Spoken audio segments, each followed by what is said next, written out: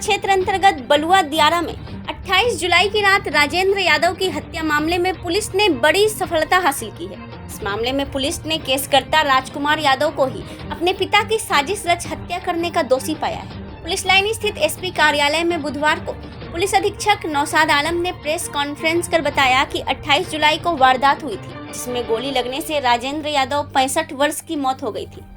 उसके पुत्र राजकुमार यादव के फर्द बयान के आधार पर 29 जुलाई को मुफस्सिल थाना में कांड संख्या 77/23 के तहत बलुआ दियारा निवासी सोनू मंडल, उमेश मंडल व बोरियो थाना के लालमाटी निवासी गौरव तिवारी के विरुद्ध मामला दर्ज किया गया था।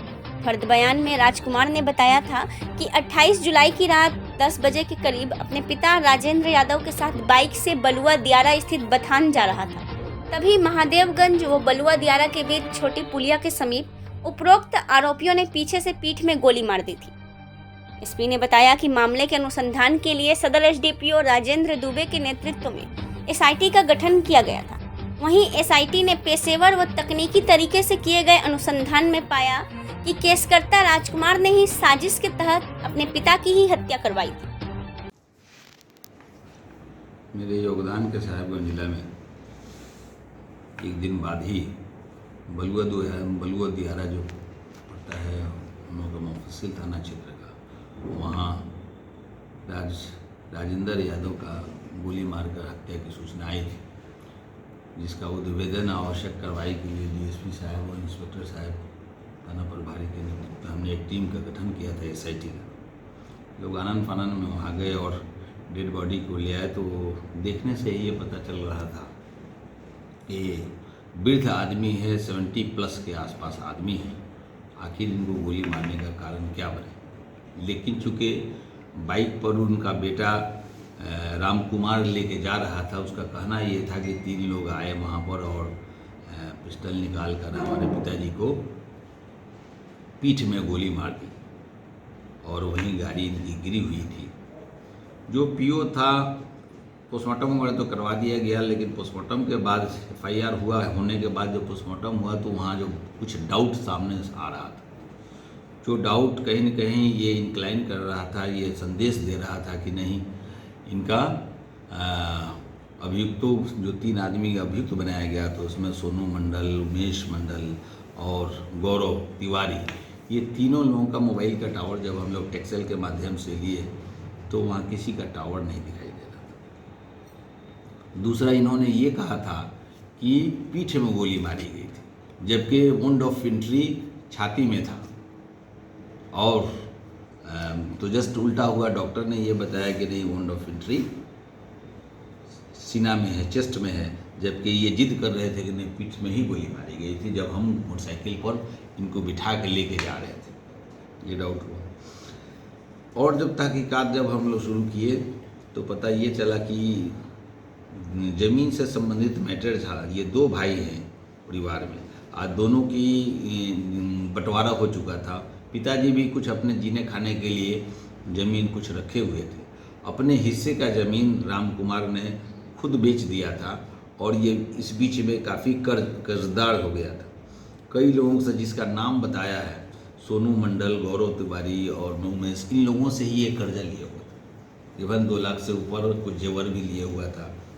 चूँकि ये बेसिकली ये ड्राइवरी का काम करता था, ट्रक व्रक कर हायर करके ये ड्राइवरी का काम करता था। जब इसको और सख्ती से पूछताछ किया और गाँव में जब और भी पूछताछ किया तो सब लोगों ने एक बालिया बयान में यही बताया, और विटनेस में 164 का बयान माननीय न्यायालय में हम लोगों ने करवाया, तो उसमें आया कि नहीं, ये आदमी पहले भी कहता था कि इसको अपने रास्ते से हटाना है।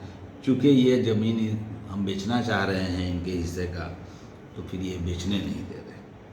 तब ये एक प्लान के तहत गोली जहाँ से ये लिया था, पिस्टल जहाँ से लिया था, वहाँ से पता चला कि हम वहीं से ये गोली लेना चाह रहा था, तो गोली लिया वहाँ से और लेकर ये अपने ही पिता का हत्या करके साजिश के तहत ये प्लान कर लिया और खुद उसका कंप्लेंट बन गया।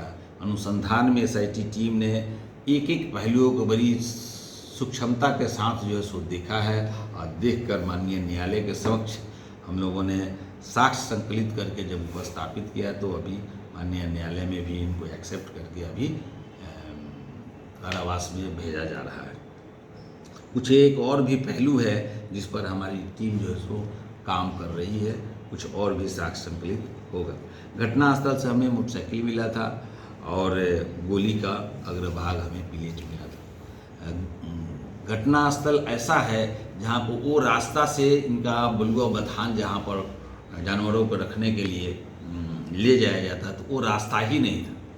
और दूसरी इम्पोर्टेंट बात यह है कि इनके पिताजी कहीं न कहीं चौकीदारी का काम करते थे कहीं माइंस में, वहाँ वो कभी बलुआ बथान जाते ही नहीं थे, क्योंकि ये जानवर जो पाले हुए थे इनके पिताजी नहीं पाले हुए थे बल्कि ये खुद पाले हुआ था। जहाँ ये देख रहे थे जाता ये था या किसी से करवाता था।